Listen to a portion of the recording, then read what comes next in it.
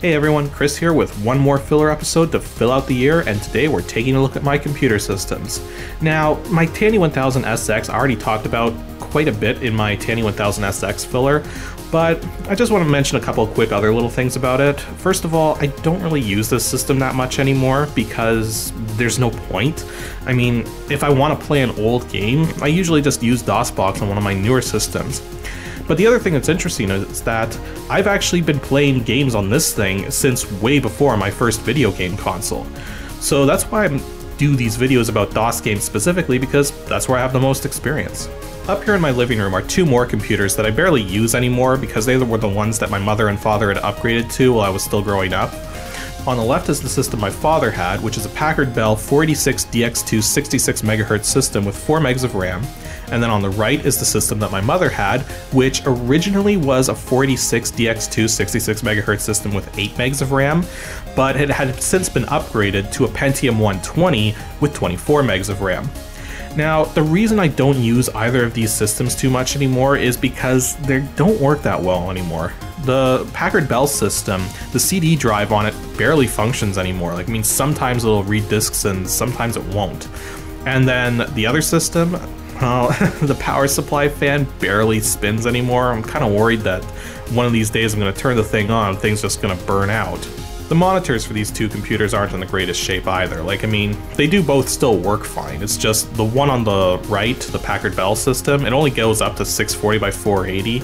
And then the one on the left for the Pentium system, it can hit some pretty high resolutions, but the power supply is starting to go, so the screen is really small when you're looking at it. So, yeah. In any case, they served their purpose for the time, and they were still good systems to use and to play games on. Now this is an interesting one. This laptop I got from my boss when I was still programming math software, because, well, it was horribly outdated, he didn't need it anymore. But in any case, it's a Pentium 100 laptop with 24 megs of RAM and an 800 by 600 color LCD display.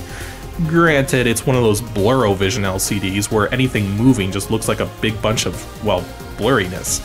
Suffice to say, action games don't play so well on this thing, and there's no sound card either.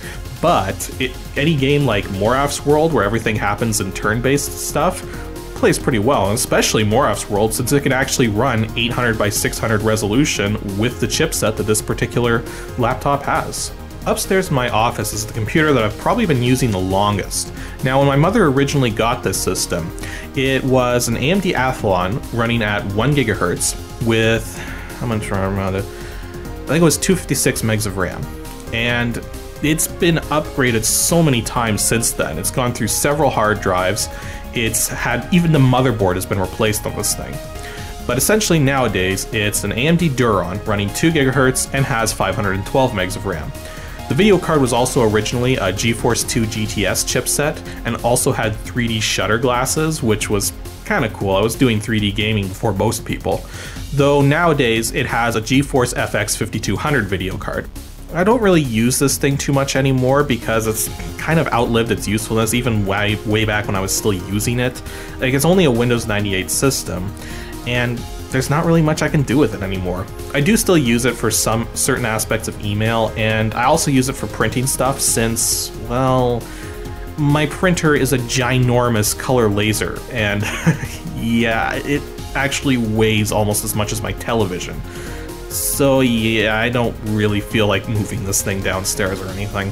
Downstairs in the basement is where my main computer is. Now, when my father first got this thing, it wasn't anything too special, except that it did have a really good CPU and amount of memory for the time, being an AMD Athlon 64 dual-core processor running 2 GHz with 2 GB of RAM. I've since upgraded this thing to have a half-decent video card, so now it has a GeForce 9800 GT chipset in it, which means this is my most powerful system. The chipset that it normally ran off of without the video card was a GeForce 6150 LE. My computer upstairs could hit 4 times the frame rate this thing could at the time. But now this system is powerful enough to run pretty much anything. So this is what I do all of my video editing on. This is where I play all my games on now. And yeah, that's pretty much all I got to say.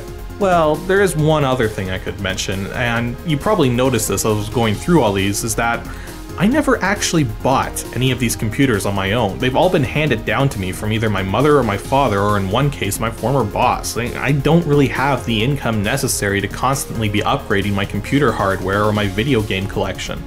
I do still get a few things every now and then, but it's not as often as I'd like it to be. Most of this stuff I've been collecting since I was just 5 years old, so it just goes to show that if you manage to keep your stuff working well, it'll last for a long time. And besides, I have plenty of DOS games left to review, so once the next year begins, we're going to be going straight back into ancient DOS games, and we're going to be taking a look at that one particular game that I wanted to that I wasn't able to last time. So make sure you stay tuned.